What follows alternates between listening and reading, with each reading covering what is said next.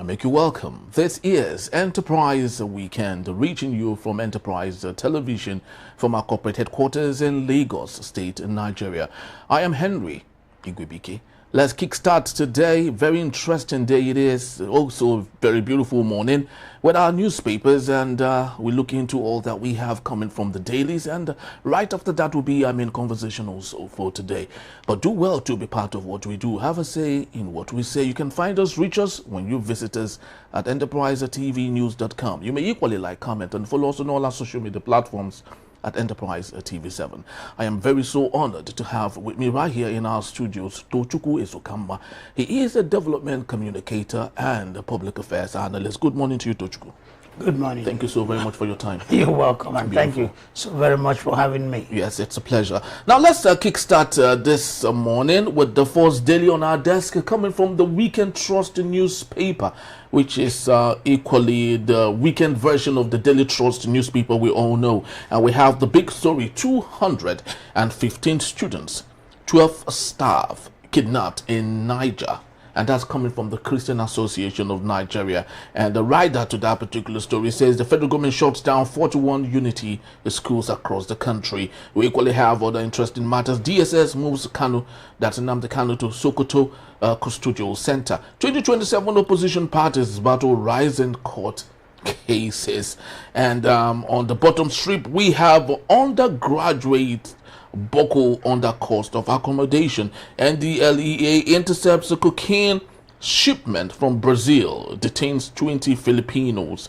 Meishai, cost of eggs, bread, push Nigerians to cheaper options. What other cheaper options are there at this point, especially when Meishai businesses is the only option most of the time? But Tochukwu, let's get into the most important story here. 215 students, 12 staff kidnapped in Niger, and that is after about 25 were kidnapped in a school in Katsina and 30 abducted from a CAC church in Kwara, and many more that we can't even account for. Is Nigeria a failed state at this point, Tochukwu?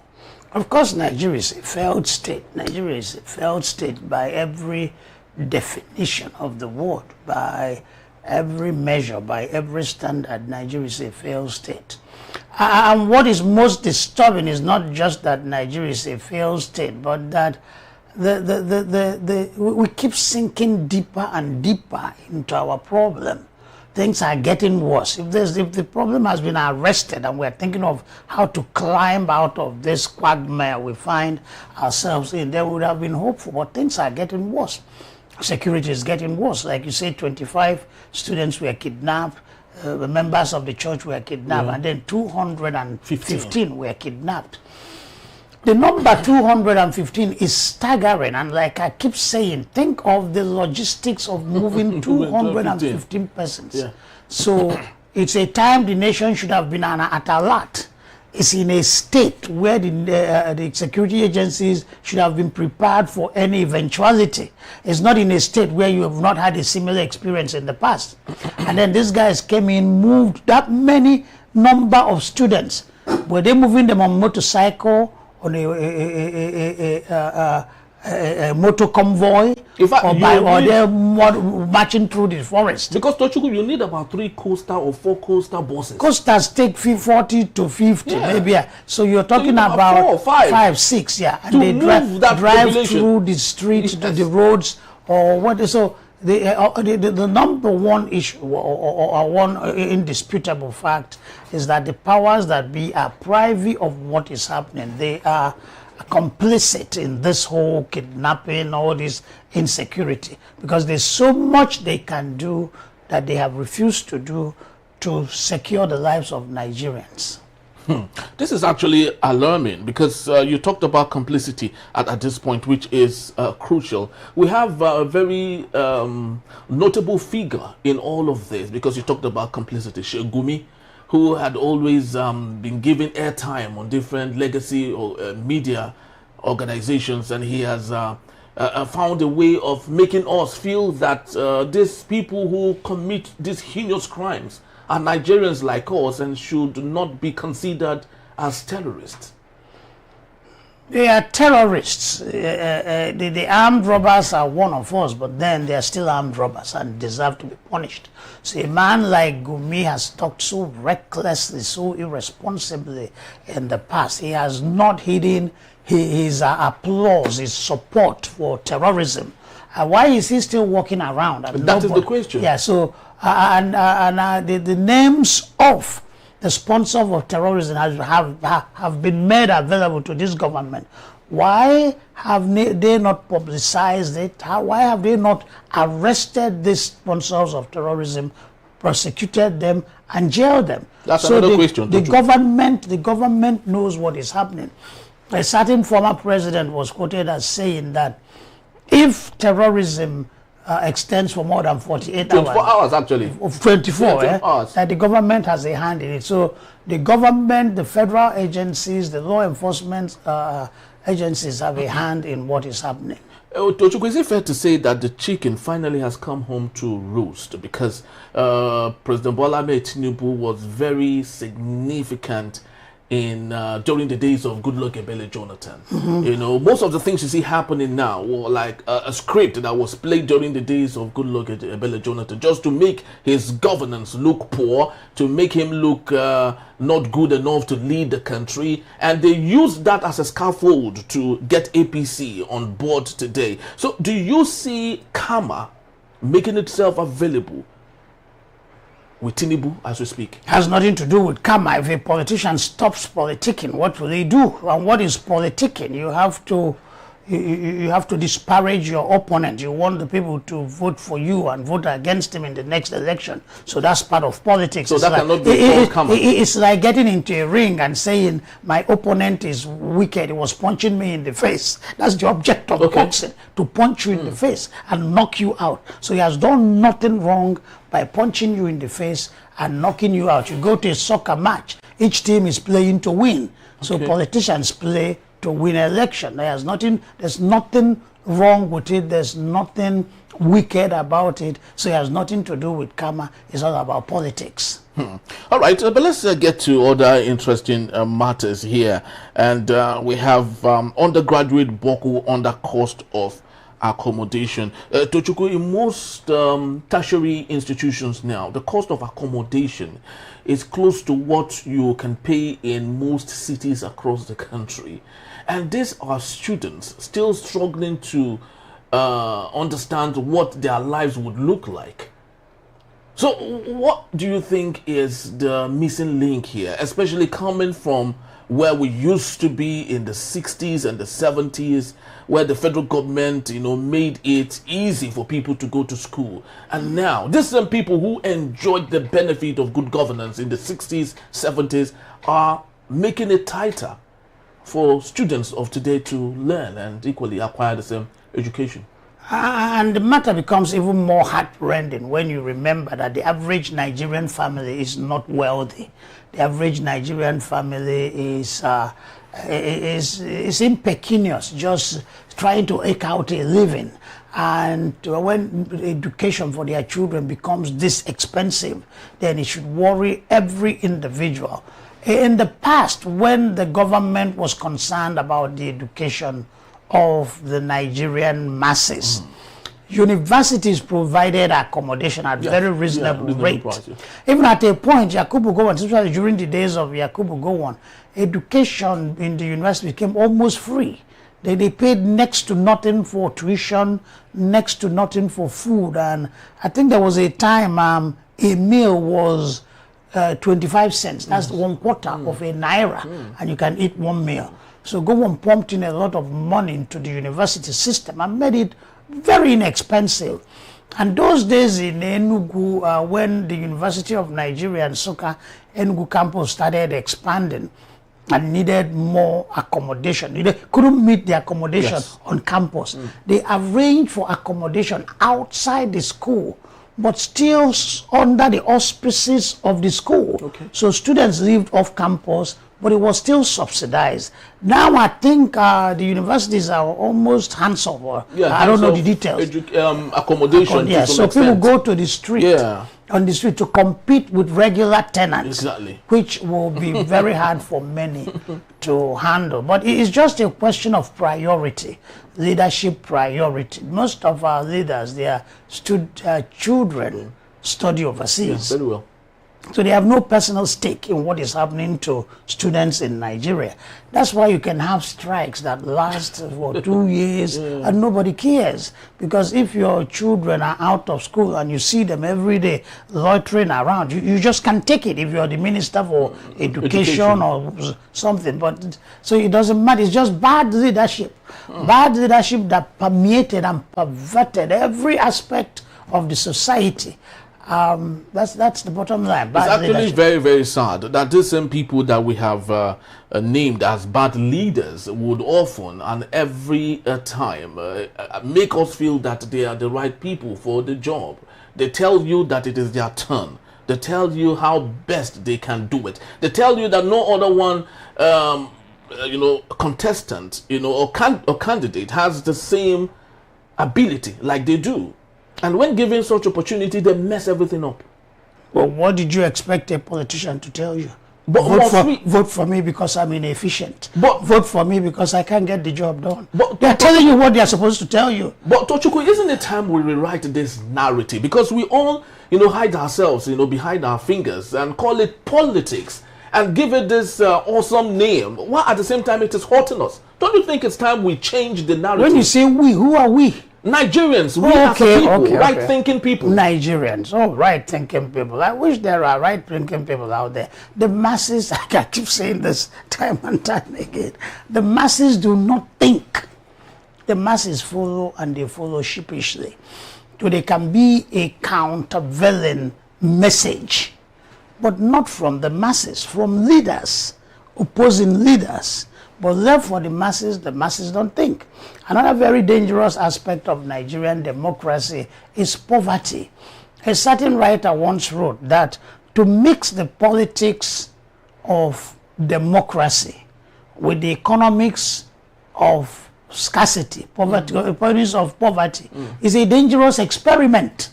So the people are poor, the people are hungry, and you're talking democracy. So I come out to vote. A vote that may not mean much to me, because whether Mr. A or Mr. B comes in doesn't really matter. The next minute, once he gets elected, we'll be zooming through the city with siren blasting. And if I don't readily get out of the street, his security man will punch me in the face. Whether it's APC, PDP, or Labour, it's the same thing. And then a man offers me 20,000 naira. Why wouldn't I vote for him and take his money? Because, it's very exemplary that you mentioned this, because going by what we saw in the November 8th Anambra election, it was more like a trade by barter. It was transactionary. Yes. The ruling party in the state, allegedly, according to what we have, said that the people who actually carried out the investigation said that the transaction started from 30,000 naira. They were giving out 30,000. And it was more like a competition between one party and another. When the ruling party discovered that the opposition were already, giving way, the amount dropped to 20,000, 10,000, 5,000, and rested at 1,000 and gala. So you can see how bad the situation is. A man you can buy his vote with 1,000 and a piece of gala, of course, is desperately poor, desperately hungry. And so the philosophy, the intellectual disquisitions on democracy makes no sense to him. He wants to survive. And so it's the way the system is and will remain the same way until things change. But the powers that be are weaponizing poverty. So 20,000, that's substantial to many Nigerians, because it will buy you chicken, buy you odeku, buy your wife malt, and your children soft drinks. Some beverages.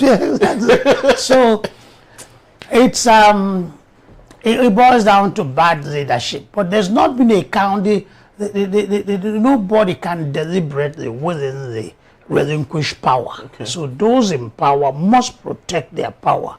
But it behoves the societies, in the interest of the society, that you have opposition powers, be them from the church, be them renegade intellectuals, be them activists, that are giving the people another counter information. The apartheid system was in place and remained entrenchedly in place until people like Mandela, opposition figures, Ramaphosa and all of them started rising up to give the people an alternative information.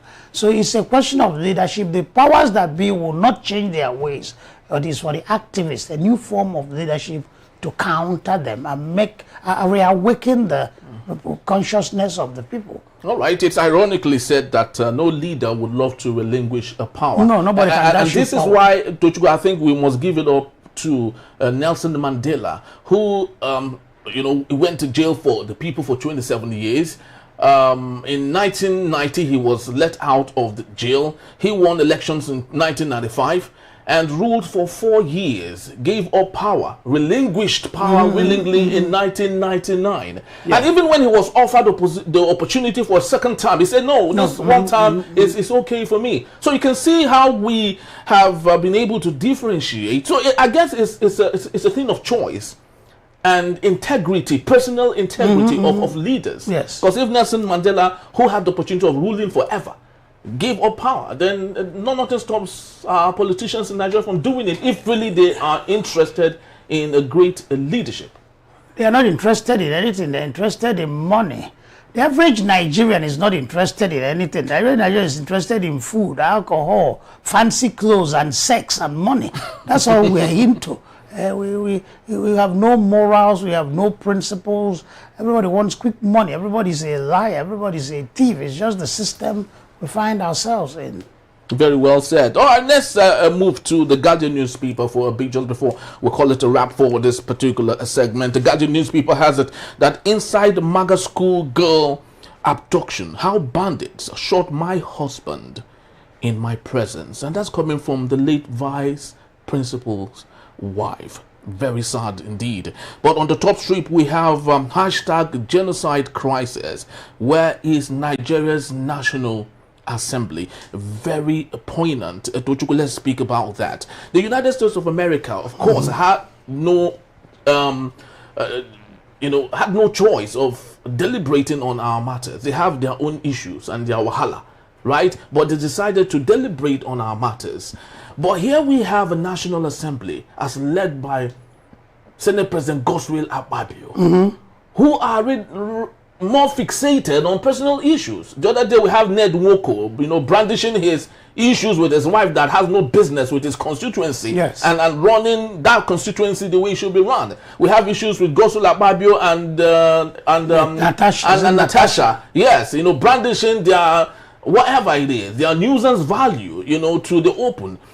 What do you think is the problem? Of course, we know it's bad leadership, but what else do you think is the crux of the matter here? The value system is warped. There's been a moral and ethical collapse in Nigeria, and that in turn has warped our value system. Value system, what do you consider important? What are your priorities? And as I said earlier, the average Nigerian is concerned with money. Ill-gotten money, not money he labored for, stolen money. 2, he wants to eat, he wants to drink, wants to dress fancy, and then it's sex. So the two men you talked about are preoccupied with sex, abuse of sex, abuse of women. I mean, that's what is coming up, yes, playing back. And Nigerians don't ask hard questions. Nigerians don't have high expectations, because ordinarily a man like Ned Nwoko, an elected senator, couldn't have gone over the months talking foolishly about a small girl you're old enough to be her grandfather. What are you doing with that girl in the first place? Exactly. If you're not out of your mind, if you're not degenerating into lunacy, and to come about and talk about her in public, personal affairs. Every man has issue with his wife. Every marriage has its own trouble. But for you to make it a national issue and have people listening to you, it talks about the moral decadence, the moral squalor that has taken over this country. And what's his name? Godswill Akpabio. Running around with a woman, go back, disrupting the affairs of the Senate. just because of his issue with one woman. So people, our expectations are low. We are not asking serious questions. And the people we put in there are the worst Nigerians. Like I've said time and time again, I realized that you have the worst Nigerians in the churches and in politics. Wow. That's why you have the dropouts. The average man who has a job will not go to church Wednesday, Thursday, Friday, Saturday, or sleep in the church, and they'll get the pastor's wife to cook rice and give to him. Is the unemployed, is the down and out, the uneducated. But there are people that make themselves available to the pastors. So sooner or later, pastors will start giving them responsibilities, make them assistant. By the time you know it, they become pastors on their own. And a man that is ignorant, a man that was hungry, a man that has been despised by the society, who overnight rose to the power of a pastor, because pastors have enormous power over the people. That man can at the very best be dangerous to the society. Because at the one extreme, you are angry. At the one extreme, you have been despised. At one extreme, you have a chip on your shoulder. And now you wield this much power. So many pastors are a source of trouble to Nigeria. Politicians, I was once a campaigner for CPC. I was very pro-Buhari. Okay. We come to meetings at Ikeja. I was campaigning for Buhari in Ikeja CPC. Yes. We have 15 members. Yes. 12. We are looking for members. I reached out to Northerners, but I realized the average serious Northerner has something to do. Okay. In the morning, he goes to work, come back in the evening, rest and go back to work. Some are security men, they run their stores. Then I reached out to my friend who sits on the street every day drinking shek by doing nothing. By the next meeting, the place was filled up. Wow. We had like 50 persons. We had no more chairs. We say, Oga, how you manage? So I told them to come. We'll give them 200 naira recharge card. And those are the people that get involved in politics. So that my alcoholic friend who sits on the street and drinks shekwe will get into the campaign. When the election is won, he gets an appointment. The serious-minded individuals who had a vision, who were busy with something, they won't come around. Hey, nobody, this rich man waiting for street, they drink shekwe. But they drive a car. Yeah. He has a big house. He has an appointment. So the worst Nigerians are in politics and in the church. So the men in our Senate, if you scrutinize them, many of them are not worthy to be there. Certificate forgers. 419. Can swear your name? The 419. Ndiori. A certain police officer said that some of the people I prosecuted for armed robbery are in the Senate. Wow. Let's raise that issue. Other senators say, I beg, shut up. Because if you look at that issue, they'll be exposed too. So it's a band of gangsters, a band of liars, a band of never-do-wells that dominate the place. So what do you expect from them? So you see people like Ned Walker talking foolishly. You see Akpabio, but do you think a man like Akpabio has focus? What do you think he can do for you? Even to read, what was he reading the other day and was fumbling? It's like the man in Okpeholo, the man in Edo, can't speak a word of the English language. He said Oshomole kept shielding him, didn't want him to appear in public. One day they made the mistake and allowed him to say, I know what you want. You want insecurity. I'll provide you insecurity. And it's your government. So what do you expect from such men? That's where the problem is. Very true. And that was even made better explained when former President Goodluck Ebele Jonathan, during his 68th birthday, he was addressing dignitaries who were there. And he said that politics should not be left for touts and motor park individuals. A situation where someone like Nyesom Wike would go around FCT, brandishing his value, nuisance value, rather than asking himself, how can I bring development where there is none in the FCT? How can I protect the FCT better? How can I propagate the FCT? Tochukwu, usually when I watch the EPL, the championships and the football thing, I see visit Rwanda. I never see visit Abuja. I never see visit Lagos. No. Only a masochist will want to visit Lagos. If you're looking for anywhere in the world tourism. Go as a tourist and relax and enjoy yourself. Unless you derive pleasure unless you derive pleasure from pains, unless you're a masochist, that's the only way you can come from Nigeria for any form of relaxation or tourism. We lost it. We derailed over the years, and I wish that another thing is if INEC can do its job and let us elect our true leaders, those we really want to vote for, that will help a lot. But INEC has proven itself another source of major problem to Nigerian democracy. I don't even think Nigerians are ripe for democracy.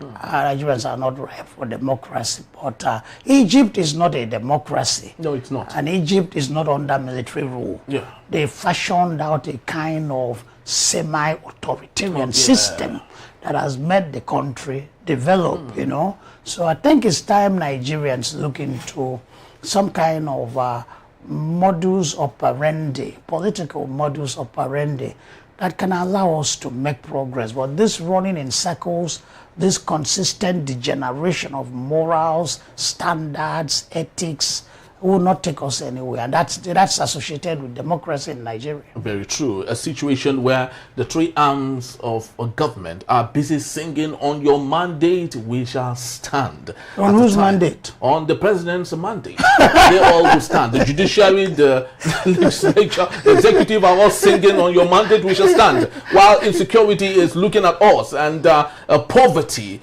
and deprivation and lots of things are wrong. Well, it's a big problem. But when we return, the federal government moves Nnamdi Kanu from DSS custody to Sokoto from his a former lawyer, as stated. That in a bit is still Enterprise Weekend. Don't go anywhere. I'll be right back.